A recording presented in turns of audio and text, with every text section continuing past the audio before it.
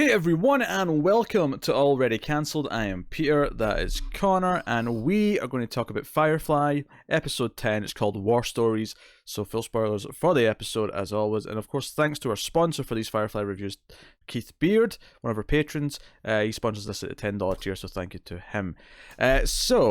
Apologies for the few weeks off between Firefly reviews. It's been a very busy couple of weeks for us.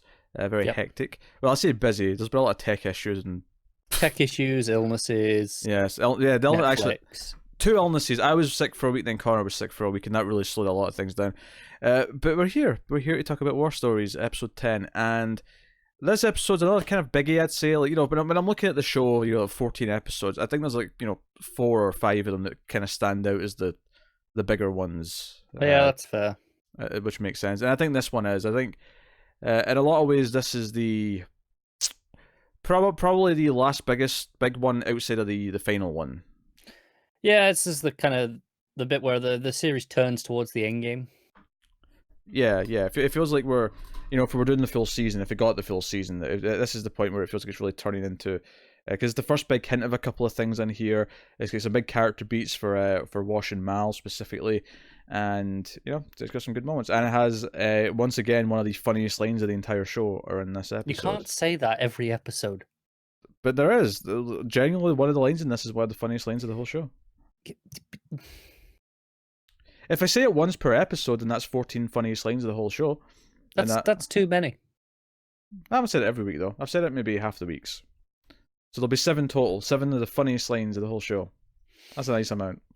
I don't know. I think after 3, and you're just diluting it. No. So we start off with Book and Simon, and they're talking about River. They're talking about various things, and they bring up Shinyu's Volcano's Edge, or that's not the name of the book, but they're talking about Shinyu, and in that book, The Art of War, talk about the Volcano's Edge and how. You could spend years with a man, you can work with a man, you can know him for years and years, but you'll never truly know who he is until you hold him over the edge of a volcano. Proper insane shit, and it kind of leads to Book sort of theorizing what the Alliance's intentions with River actually are. Like did they just do whatever they did to her for the sake of trying to break her or see how far they could go, that kind of thing. And this is one of these things where we know from from later what it actually is. So it feels like a bit of odd speculation in hindsight. Yeah, but at the same time, I can't really fault it. But it does set up the theme of the episode and sort of alludes to things that are going to happen in this episode. So I mean, it's absolutely fine for that sake. And then, of course, we get the reveal that Nishka's back. We see him be alerted to the fact that Malcolm Reynolds and crew are in the vicinity. They're around the other side of the same planet. Because he's got a space station in orbit. And of course he does. Mal and that on the other side. So, we see a bunch of things at the start of the episode. River and Kaylee are running around chasing each other, playing like kids almost, because River's stolen Kaylee's apple. And we find out that these apples came from Jane. Jane bought a big bunch of apples for everyone with his cut of the winnings from the hospital job. Suspicious. Someone's feeling guilty. Yeah, it was not suspicious to us. We know why he's done it. No, I know, but to them, they must feel like it's suspicious. Yeah, oddly nice of Jane. Oddly nice. Yeah. Because we know how big a deal apples, fresh apples are. We saw it earlier in the show. Yeah. Well, fruit in general, it was strawberries we saw it with last time. But yeah. But point stand. Yeah. And there's a couple of details dropped here. Inara, we find out she's got a client coming to the ship instead of her going to someone else for reasons. So that's it. That gets set up, and we get a line here actually when Kaylee finally runs down and grabs River and takes her apple back. She turns around, holds the apple up in victory, and says, "No power in the verse can stop me," which is a nice bookend with something that happens later in the episode and sets up why River even uses that phrase later on. So that's really cool. Jade bought all these apples. I mean, this leads to a story where they're eating their apples and Zoe starts cutting into one, and Kaylee, questions, "Hey, Zoe, why do you always cut into your apples like that? You never just bite into them." Same with the captain, and she tells this horrific story about once during the war where they ran out of rations and they were like in a little trench and they were just over from the Alliance trench, and they got to the point where they were just talking over the walls so much that they were just joking and almost acting friendly. But when they mentioned that they had no rations left, all these apples came into the trench, and all of a sudden, there's food. And the captain told them to wait, but the soldiers who were there bit into them, and there were little explosives in the apples, which made all their heads pop. So, as you do, it's this really dark story about so Zoe always cuts into the apple to make sure that there's no explosives. Although I would theorize that cutting into the apple, if the knife hits it all the same, it'll probably still go, right? Yeah, maybe, but better to lose your hand than your face. It's a fair point. It's a fair point. Yeah, at the start of that, it always felt like a weird question to me because some people just cut into their apples. Like, I know people who do this. No, I do that. I never just bit into apples. See, I do. I find it really satisfying. A crispy apple, I find it really satisfying to get that snap. I always it's the best. I always peel them and then eat them in nice slices. Nice. You peel them? Yeah, I peel an apple. You don't eat the skin? I like the skin. It's got all the flavour in it. No. All the juice is inside. Typically speaking, if something has a skin, I don't like it. I don't like the skin. Just a bit of anything. Skin on chicken, worst part. Rip it off. Don't eat it. Just eat the chicken. Skin's awful. No, skin has all the flavour in chicken, in apples, in veg, like, I don't know, carrots. Flavour is in the skin. Skin's the best bit. Would you say carrots Would you say carrots have skin? Yeah, you can peel you can peel carrots, and they have the smooth underlayer. So they definitely have skin. Most of the carrots I eat to be chopped, so I don't really notice. Yeah, but a lot of people will peel them before they chop up the carrots. No, just wash them. Obviously, clean them. Make sure they're clean, but just leave the skin on. It's better. I'm not going to change how I do anything. You're wrong. Skin's the worst. People shouldn't be eating skin. The skin is the best bit. I think crispy chicken skin. So good. Take it off and just eat the chicken. Just want the meat. Missing out. What about like jacket potatoes? Yeah, I don't like skin on that either. Which is why I never have baked potatoes. I got nothing. Yeah. Sorry, don't like skin. Never have. I've got nothing. I can't process this.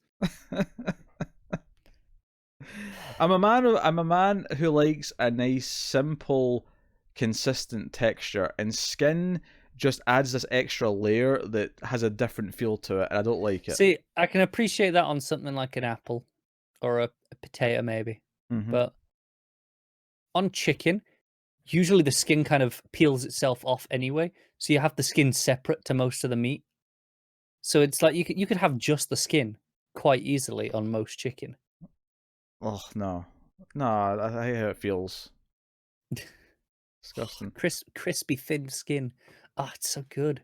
No. Anyway, I'm making myself hungry. Anyway, Jane jokes at the end of the story that the grenades cost extra as he grabs an apple for himself, which I thought was amusing. It's very Jane. Yeah, and Wash is starting to act a little bit. He's like, "Oh, it's another story." Yeah, he's starting to get a little bit jealous that Zoe and Mal have this history, which is obviously a big theme of the episode. Yeah. So Zoe, we have a scene with Zoe and Wash where he gets very upset with her because he had this plan. He had an idea to fence the loot that they got from the hospital, and she is like, "Nah, Captain, that was a good idea." And it was revealed in the previous scene that Mal just kind of dismissed it, or he didn't even hear the I did hear it, but he just dismissed it out of turn, because she had sort of said, "Oh, he was considering it," or she's still to tell him that what this idea is, but he's already heard it and dismissed immediately, and he's very upset about this, and he's like, "I don't, what's your opinion? What do you think of my plan?" And it's like, "Well, the captain thinks." I don't want to know what the captain thinks. I want to know what you think. I don't want him speaking through you. What do you think? And she's like, well, I think it's a bad plan, because she's very like kind of like sympathetic at first and wants to play nice because she knows she's upset him, but once he starts getting mouthy, he's like, "You're losing the high ground here." Like that's the Yep. exact phrase she used. It's always dangerous. Yeah, but he's not backing down, because at the end of the scene, he says what this marriage needs is one less husband. It's getting a bit crowded, and he walks off. So and I think what's great about this episode is that it sets up this whole idea of not knowing who someone is until they're over the edge of the volcano, until they're near death, until they're in that sort of situation. And what it's actually about in this episode is actually Wash and Mal. Wash never really gets to know and understand Mal until they're both in that situation. And then he kind of respects Mal in a way. And he kind of almost understands why Zoe falls him the way she does. It takes away the weird jealousy that he has that obviously comes a bit more respect. Yeah. We'll get to that, obviously. But yeah, so Rivers and Simon have a scene. She's looking very upset. He comes in and sort of puts his arms around her. She has some of her rumblings, as she often does, that don't make... I mean, they make some sense when you stop and think about them, but they're kind of... But they sound like incoherent babbling in the moment. She says the sun came out, and she's kind of talking about her feeling coherent. But, when she was playing with Kaylee, she was acting normal. She knew what she was doing. She was having fun. Yeah. I functioned like a girl, but she's sad because I know it'll go away again. And it's like, now the sun's gone and everything's dark, kind of thing. Yeah. She's coming in out of like, back to normal for her, almost. Yeah, cognizant thought is basically what she's coming in and out of.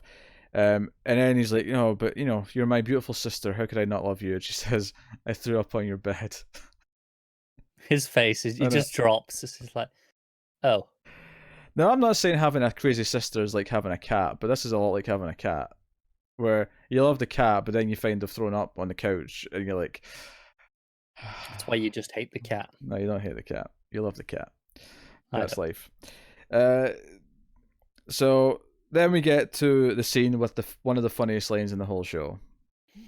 Go on. This is where Inara's client is coming aboard. And there's a whole joke here where there's like a bodyguard who everyone thinks it is. And Mal's there because he's insisting on meeting whoever it is. No one goes on the ship without him meeting them. But you have Kaylee, you have Jane, and you have Book. Book's not really paying attention at first, but he kind of gets up and gets interested once the person actually shows up. Once everyone else is. Yeah. And but it's a woman. That's the big twist here, is that a woman comes on board, and she looks all kind of regal, just like Inara. She looks just as like sort of fancily dressed, and it's like, and everyone's got sort of mouth agape. Mal's like, huh? He does that patented Mal, huh? Like kind of thing that he does. And they're all kind of just like, and there's this moment. It's great at the end because it just lingers on Jane staring with his mouth agape, just staring dead ahead for about 5 seconds, and then without blinking or moving his eyes, he just backs away, looking in the same direction. Says, "I'll be in my bunk." It's pretty funny. So much so that any time in my life since Firefly came out that I have wanted to joke that something's attractive or perhaps making me horny, I'll simply say, "I'll be in my bunk." Of course you do. It's fantastic. It's a great line. Another running line of the episode as well. Because I had forgotten he says that a second time. I'd forgotten that. So Wash actually sabotages the shuttle because Mal and Zoe were going off to sell some of the medicine. They're selling to someone they know, someone that they don't trust per se, but someone that they've dealt with before. So it's not risky. It doesn't feel. Yeah, it feels reasonable enough. Yeah, but Wash sabotages the shuttle and says, "I'm going on this with Mal because I don't want you two coming back with more stories." Again, title of the episode is War Stories, and Mal's like, "Wait, what? No, what's going on here? Is this some sort of marriage dispute? Can you two figure this out? Because I don't have time for this." And they're just ignoring him and just having this conversation. And Zoe's like, "You know what? Yeah, Wash, you can go with him. Yeah, I'll stay here." Which, I mean, to be fair, that's them figuring it out to an extent. Yes, and don't get me wrong. This is the thing. I think Wash is very funny and likable in this episode, but he has been a bit petty in the way. Absolutely, he is. He's being jealous for seemingly no reason. Yeah, well, I think there's this frustration for him that's been bubbling up the entire show, where Zoe will kind of ignore him and do what Mal asks, and that's sort of making him feel. Yeah, it's one of those things where Captain outranks husband, essentially. And yes, it's not wrong to have that chain of command on a ship like this, But I mean, I get why it's frustrating on his part. But I mean, he should just by now, they've been together for years at this point. Should probably know better. But it's been bubbling up, and he's finally letting it out. So he goes on this mission with him.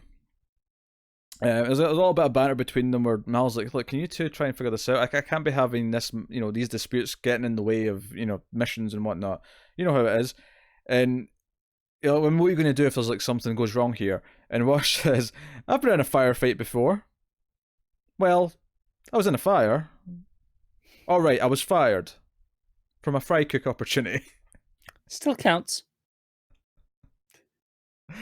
That's just Alan Tudyk weaving magic. It is, yeah. For a sustained 30 seconds of this. Those lines don't work without his delivery, his timing. Yeah. And of course they're exchanging the goods, things are going well enough, until some snipers come out and kill all the other guys, and they take Wash and Mal captive, and back to Nishka. There was a brief scene where Anara was with the client, and it's just kind of a sweet scene where they're talking about how they can't be themselves. In front of men. It's not that notable on its own. It's just a simple little scene. It's just part of the overall, thing that she has this episode, which is relatively small. Yeah, but I think it kind of hits home, kind of the point of like they can't be themselves around men all the time. I mean the other women jokes like any time, but when she's leaving here, the client's leaving and Jane's staring again. It's actually it's a really funny scene, not because he says the line again, but because he's actually spotting Book who's doing weightlifting, and he's like he's meant to be there in case something Book can't lift him up anymore. He doesn't want to get strangled as you do, and Jane's not paying attention to him, and he's starting to struggle. And so it's a really funny little setup. And he's just staring as this woman's leaving, and Anara catches his eye as she turns around. And Jane's just got this shit-eating smirk on his face, and Anara just rolls her eyes. It perfectly encapsulates what they were saying before about it. Does, yeah. And Jane picks up the weights and finally helps Book and says, "I'll be in my bunk." And goes to walk off. However, they're interrupted because Zoe comes in and says, "Hey, they should have been back an hour ago. They've not been back. Something's wrong. Let's Seems go." to happen a lot, this, doesn't it? It does, yes. And they go out to the scene of the crime, and Book insisted on coming, and does seem to know a lot about things. He's like, "Hey, this is a professional job. These are sharpshooters," and he's like, and Jane's like, "How do you know so much about sharpshooters? Do a lot of shooting back at the monastery." Monastery? He's like, "Yeah, rabbits." He's like, "Aye, rabbits." That's just you learned about sharpshooters when you were hunting rabbits. Yeah. They're totally comparable. And they figure out, based on the tracks, that this was a shuttle from a space station, which leads Zoe to figure out who's got them. And plot keeps bubbling along, as you'd expect. So, but there's a great scene here where when Mal and Wash are first thrown into this like torture room, and they're both blindfolded. So it's kind of funny, just even visually, because they're both kind of like, especially Wash, who's got this sort of hunch look the whole time, and he's kind of looking around while blindfolded. He's like, "I think we've been kidnapped." Yeah, always stating the obvious. Yeah, I mean, again, almost everything out of Wash's mouth in this scene was making me crack up. He's like, "Well, what would you do if Zoe was here? You two would be planning, plotting, possibly scheming." He's like, "Well, if Zoe was here, there'd be a lot less talking." Yeah, it's probably my favourite line of this whole scene is when he finally starts opening up about what's bothering them, and he's like, she always she always like goes to you. She was meant to like promise to love and obey me, and Mal starts his sentence and goes, "Wait, she promised to obey you?" He's like, "Well, no, but she's obeying you. There's a baying going on right under my nose." Oh, that's a really good line. So they've been kidnapped by Nishka. Obviously, eventually Nishka comes in and reveals himself and has that big grin on his face, and he brings up Shun Yu. Like, "Have you ever heard about Shun Yu?" And yeah. The crew puts all their money together, all the money they've got from the hospital job, so they didn't get to keep it for long because they all come in. And I love that Jane's actually the last one to do it. Like, Jane comes in at the end and puts his share in, and it's like, no. He's grumbling, but he goes with it. Yeah, he goes with it. And it's like, hey, okay, this is enough money. Nishka does have a reputation, but he likes to be a businessman, so he'll see the appeal of this. The enterprising opportunity before him.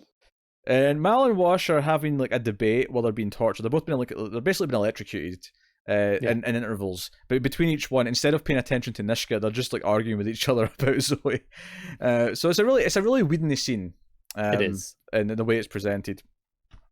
With kind of like not caring about the actual threat in front of them and just having the personal thing. As a valid complaint of it, undercuts any sense of threat, really. I mean, I think you could play this with an actual sense of threat to it. You could, but I don't think that's a mistake. I think it's intentionally meant to feel exactly how it does. Fair enough. I think what works in this scene is the beauty of them getting angry at each other, but you realize because Mal starts really going them at one point where he's like, "Oh, you think I slept with her? You never asked her, about our history, and you must be really curious about that." There's a great moment here where when Wash starts to pass out, when Mal's like, because this is right after Mal says, "You know what?" Because Wash says, "Hey, maybe it'd be better if he slept with her. Maybe like all this like tension we're feeling wouldn't be a thing." And Mal starts saying, "You know what? I'm going to do it. When we get back on the ship, I'm going to do it." And Wash starts to pass out. Mal shouts, "I'm going to do it, Wash!" He immediately breaks character. And it's very clear what he's been doing. He's intentionally keeping Wash angry because it's keeping him awake. It's stopping him from breaking. I get that. He's doing this kind of honourable thing in a really kind of like, I'm going to make you angry to get through this because that's what's going to keep you. Which I think that's where my problem comes in. No, but this is the thing. This is actually very similar to an episode of the hit television show Buffy the Vampire Slayer. If you go back to season 3, episode 5, Homecoming, which was an episode I just did a commentary for last month, there's a scene in that where it's the whole plot of the episode is that Cordelia and Buffy are being hunted by assassins because they've mistaken Cordelia for Faith, and it's Slayer Fest 98, baby, right? That's the premise of the episode. And Buffy and Cordelia have been fighting all episode, and Cordelia, like they're trapped in this cabin in the woods, and Buffy starts like really riling her up, and Cordelia actually realizes halfway through, and it's played more for laughs than it is here. I think here it plays the emotion of it, but you realize what Mal's trying to do actually hits with a bit more of a oh, that's actually kind of like, he's being a good man. He's trying to like keep him angry for a good reason. Whereas the scene in Buffy was a little bit different in that Cordelia, it's played for laughs, where Cordelia actually realizes what she's doing. It's like, "Oh, you're trying to keep me angry so I won't be scared." And she's like, "Yeah, is it working?" "Yeah, it is." And she sort of waves a spatula at her face. But but it's a very similar scene. And I think it works here because the impact of this scene isn't the threat. The impact of this scene is realizing the bond that's happening as it unfolds in the scene, as we're going through all this thing they're working through. Okay, two things. One, just because he did it in Buffy doesn't mean it's any better. That doesn't... well, he did it in Buffy. That doesn't make it better. That's not what I was saying. In fact, I think it's better here than the scene in Buffy. I think it has more emotional impact in this scene. Okay, my problem is, yes, you get to the point where he's just keeping him angry to keep him awake and distracted. I get that. The problem is, because I didn't feel any sense of threat, it doesn't feel like there was ever any need to keep him awake or angry. It just felt, well, it didn't really matter anyway. Even though the stuff between them is enjoyable, is good, and the bond is good, because I don't feel any of the threat, I don't feel the need for Mal to be doing this. So it falls flat a little bit for me. No, but that's the point. You don't realize that that's what the threat is until it starts to fade, because Mal's doing the same thing to us he's doing to Wash. He's keeping us distracted from what the actual threat of the scene is. It works. It just doesn't work for me. It works. So you're just no. You're just a ginger. You're wrong. So this is so that happens. And so great scene here where Zoe docks in and they come in. It's this search her bag, and she they lead her all the way to Nishka. And he's like, this is a lot of money. You've had good times, yes, and blah, blah, blah. And eventually he's like, this is not enough for both, but it may be sufficient for one. And he starts monologuing about, and it's clearly building up to picking one. And Zoe, without skipping a beat, says that one. It just points at Wash. And it's this kind of thing. It's this sort of thing where Wash arguably needed this to know that he does always come first. Like, no, like she loves him. And if it comes down to picking which one's going to be, saved, it's going to be him. But there's a great little touch I love in this scene where after they untie Wash, and Zoe's got his arm over her and she's carrying him out, where as he's still kind of delirious, Wash kind of turns and says, "But Mal," and it's this sort of really genuine thing where he's really concerned that they're not taking Mal with them. He's too out of it to realize exactly what's happening. He's just like, "But Mal," It's really kind of sweet. You really get this feeling of this kind of bond that's formed. And what I like about it is afterwards, and obviously there's the thing here where Nishka cuts off Mal's ear and says, "Hey, you paid a little bit too much. Here's a refund." It should change. Yeah. Like where when they get back to the shuttle, Wash kind of like actually acknowledges that he realized what we realized, that Mal was doing everything he did to keep him fighting, and it kind of got him through it. That he kept him alive and kept him going. So, I thought that was really nice, and I thought obviously there's like Wash's demeanor here kind of changes where he's like, "No, Mal's my comrade and my captain. We're going to save his ass. Like we're not letting this happen." And there's some funny jokes when he gets back because Zoe gives Simon the ear and he's like, "Oh, it's an ear," and like everyone's like kind of shocked. And he's like, "I can reattach this. That's assuming there's a head." It's assuming there's a head. And there's there's an extra torture machine where Mal's getting this spidery thing like hooked up to him and it's doing all sorts.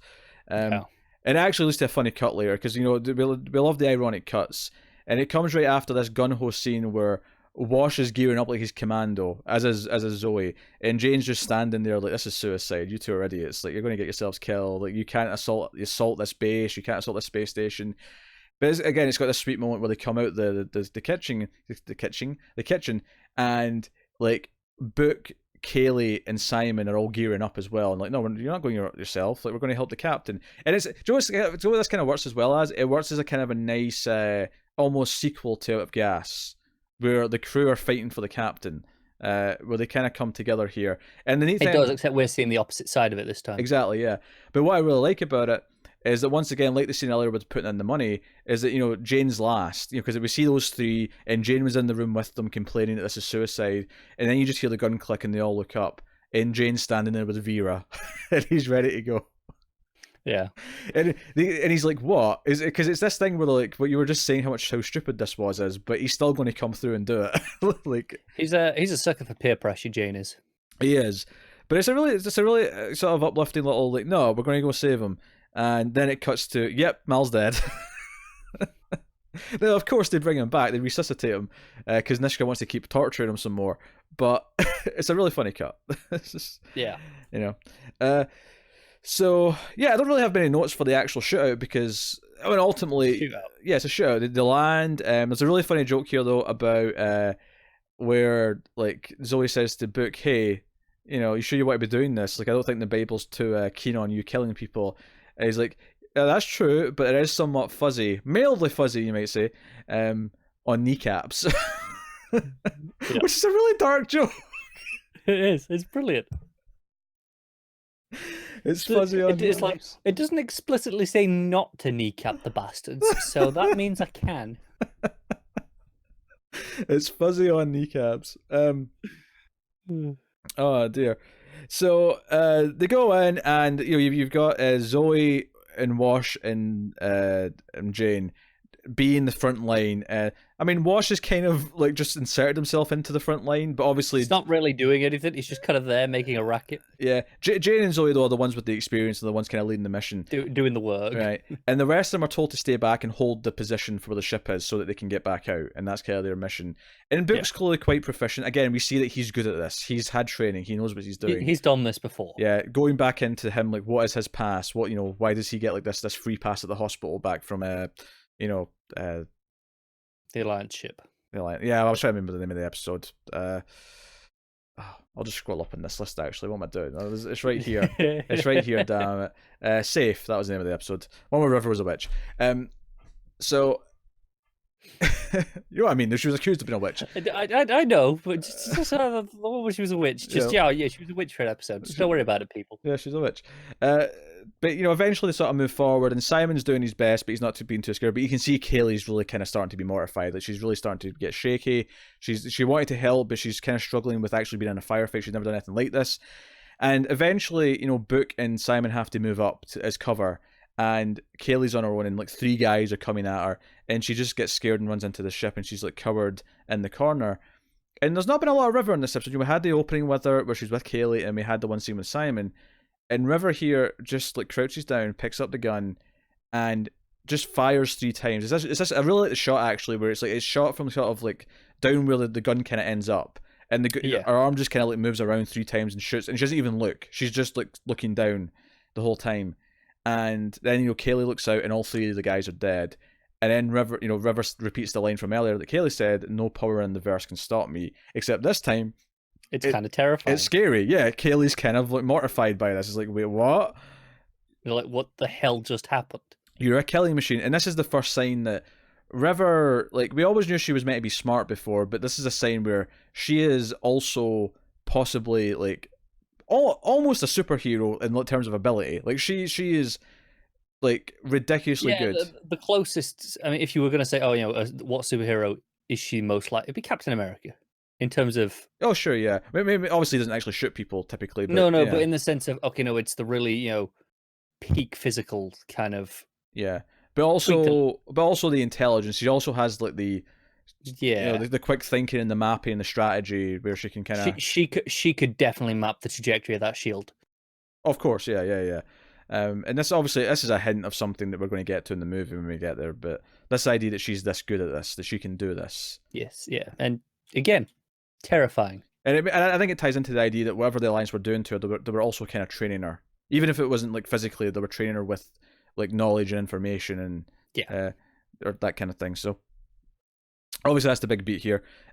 So Mal eventually sort of like breaks out of his restraints and he's like fighting back a little bit while the rest are coming for him.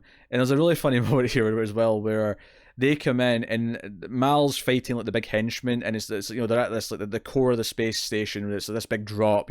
It's kind of like just in like a Empire Strikes Back at the end where where Luke's with Darth Vader. It's the same kind of similar thing.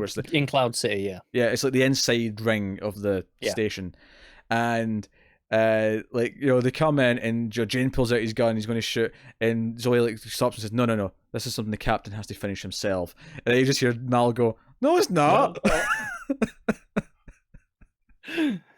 And she's like, oh well, by all means then. So they all just start shooting them. Really funny moment.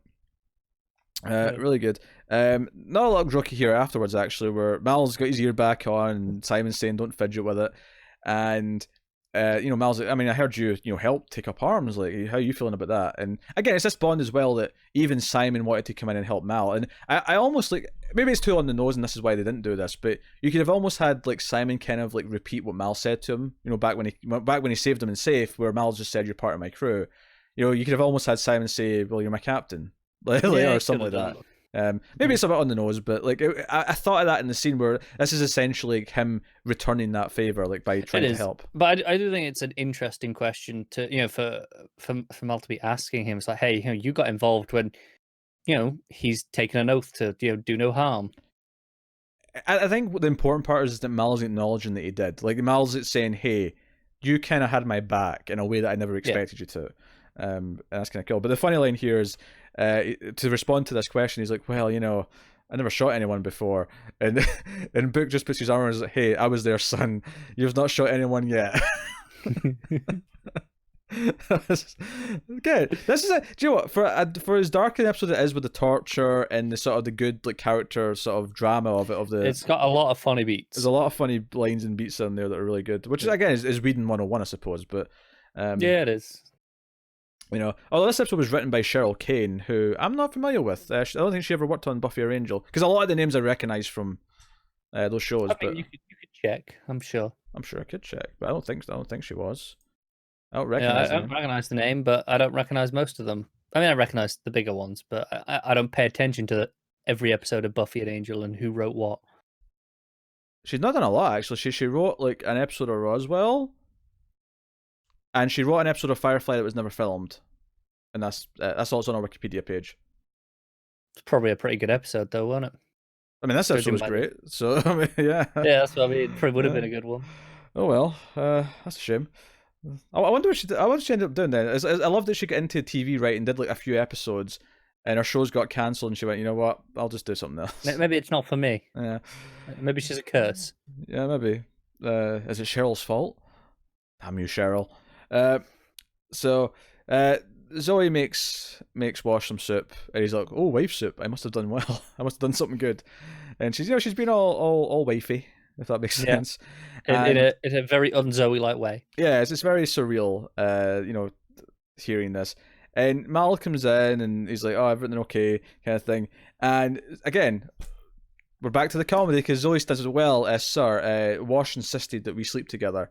He thinks it'll help all the sexual tension get out in the open. He's like, "Oh," she's like, "Oh well, I mean, I don't know." And Mal takes her hands and puts it on his hips, and he's like, "I know this is a tough mission, maybe the toughest I've asked of you, but I think we have to do it." It's like, and she's like, "Yeah, no other choice. Take me fast, sir. Take me hard." And the best part about this though isn't the lines; it's actually Jane walking in mid conversation and just hearing her say that, and be like, "What the hell is going on?" Yeah, what's going on? And then obviously Wash jumps up and says, "No, enough of this." And he says, "We'll be in our bunk." It pays it off. Rule of threes, damn it. We'll be in our bunk, and he just asserts, "No, I'm husband. You sit down, Mal." And then the episode actually ends on a little joke line from Jane where he walks in and goes, "Oh, free soup." And the episode ends with him being happy that he found some soup. To be fair, I'd always go for some free soup. But it's not like they pay for stuff in the kitchen, right? What this is more like, "Oh, this is soup that I didn't have to make." That's really more what he's saying. Oh, soup's ready. Yeah. But I mean, it's a funny line. I'm not going to fault it because it made me chuckle. So it's fair. Now, the episode's really solid. I think the story here is one that, again, like some of the beats we've had to play out, is one that's been building up throughout the entire show so far. This jealousy that Wash has for the way Zoe is with Mal has been there since the pilot. It's been there since Serenity, that first episode. And this is kind of paying off, and it pays off and stuff. So it doesn't just feel out of nowhere, because I feel like other shows would do a story like this, but the conflict would just be introduced in the first couple of scenes. Yeah, like, don't get me wrong, it's there in the background of the rest of the show. I think it could have done a little bit more with it before we got to this point. No, I didn't really feel the frustration was at breaking point yet. But I mean, it's better than other examples. Yeah, I think it plays out well. I think the torture scenes are actually both really funny, but then have a nice little heart at the end of them when you realize Mal's actually trying to help him. And Wash wanting to go in guns blazing and basically become one of the soldiers to help save Mal. There's a nice sweet story in there. Because this is the thing that, I mean, as much as this episode is kind of about obviously Wash and Zoe and how he feels about Zoe's past with Mal, and this idea that she has this strong male companion that was there before he was, ultimately it's more about Wash and Mal than it is about Wash and Zoe. It is, yeah, definitely. And that stuff plays out, I think, wonderfully. And then I love the teaser River, no power in the verse can stop me. That moment is fantastic. That I remember watching that the first time I saw the episode. I went, holy shit! What is this building to with her? What is she? Yeah, so really good. She is the chosen one into every generation. For fuck's sake. That is episode 10 of Firefly. That is War Stories. We'll be back next time with Trash. That was next. No, the episode's called Trash. Yeah, no, I said that was next. Oh, right, okay. I thought you were saying why what's next? I don't remember that. I didn't know the order of what was coming up. No, it's Trash, which is a sequel to our Mrs. Reynolds, so you can look forward to that. So look forward to the next episode. You can, of course, let us know what you thought of this one in the comments. You can like and subscribe. You can get us on the Twitters at mail_fuzz for channel updates. You can support us, of course, by going to patreon.com/mailfuzztv and supporting everything we do for as little as $1 per month.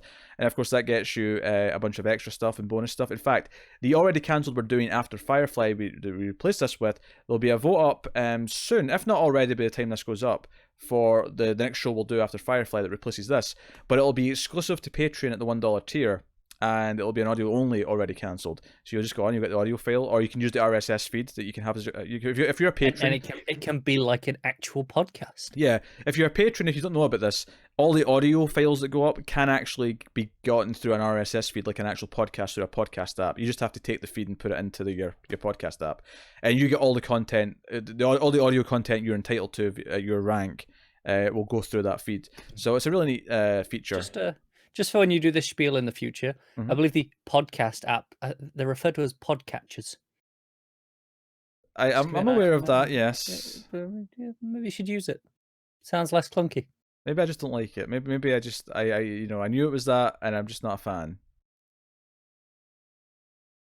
Doesn't matter whether you're a fan or not. You should just use it anyway. Podcast app is still completely accurate. I mean, technically, yes. This is like, It's not the exact same, but it's like you're saying I need to call it a television and not a TV. Like that is kind of a similar idea here, is what you're saying.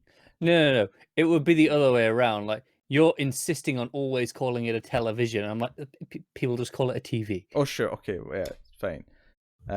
But it's still accurate, so shut up. So you could support us on Patreon, and the one after this will be exclusive to patreon.com/MailVoiceTV, and there'll be a vote for the $5 patrons and up, but should be up by the time this episode goes up, and that'll be deciding what the next show is. So $5 patrons get to actually vote between 4 shows as to which one we're going to do. So look for that too. But that is us. So thank you once again for watching or listening. We always appreciate it. Keep watching TV, guys, and curse your sudden but inevitable betrayal.